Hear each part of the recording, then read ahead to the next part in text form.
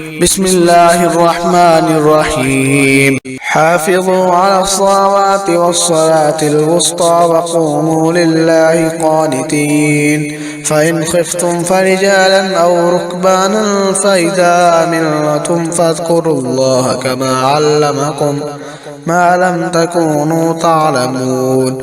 والذين يتوفون منكم ويذرون أزواجا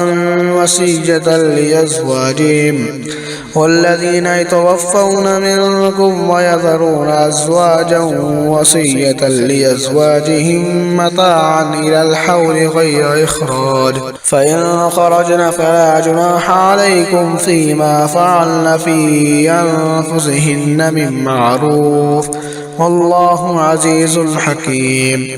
وللمطلقات متاعا بالمعروف حقا على المتقين، كذلك يبين الله لكم آياته لعلكم تعقلون. ألم تر إلى الذين خرجوا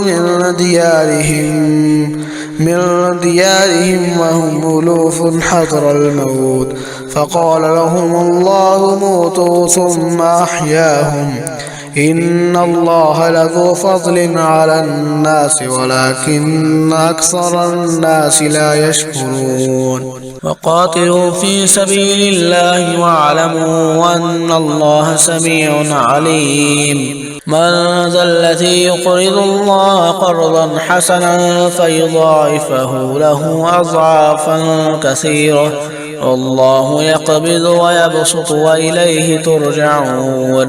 ألم تر إلى الملأ من بني إسرائيل من بعد موسى إذ قالوا لنبي له ابعث لنا ملكا نقاتل في سبيل الله، قال هل عسيتم إن كتب عليكم القتال ولا تقاتلوا؟ قالوا وما لنا ألا نقاتل في سبيل الله وقد أخرجنا من ديارنا وأبنائنا، فلما كتب عليهم القتال تولوا إلا قليلا منهم، والله عليم بالظالمين. وقال لهم نبيهم إن الله قد بعث لكم طالوت ملكا، قالوا أنى يكون له الملك علينا ونحن أحق بالملك منه ولم يؤت سعة من المال، قال إن الله اصطفاه عليكم وزاده بسطة في العلم والجسم، والله يؤتي ملكه من